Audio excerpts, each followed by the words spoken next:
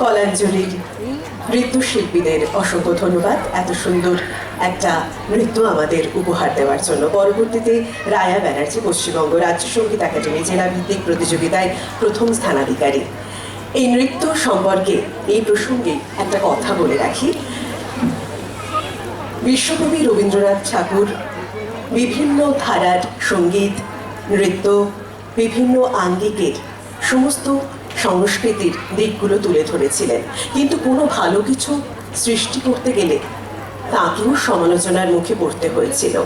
সেই সময় মানে রবীন্দ্র সমসাময়িক সময়ে তথাকথিত অনেক গুণী মানুষজনেরা তার নৃত্য ধারা নিয়ে অনেক সমালোচনা করেছিলেন, কারণ তাদের কাছে রবীন্দ্র সৃষ্টির থেকে রবীন্দ্র সৃষ্টির উৎপত্তির কারণটাই ছিল মূল বিষয়বস্তু।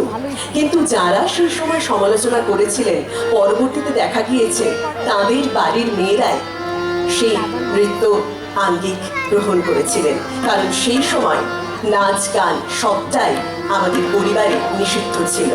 সেইটা কাটিয়ে উঠে কবি আমাদের এত সুন্দর নৃত্য আঙ্গিক উপহার দিয়েছেন।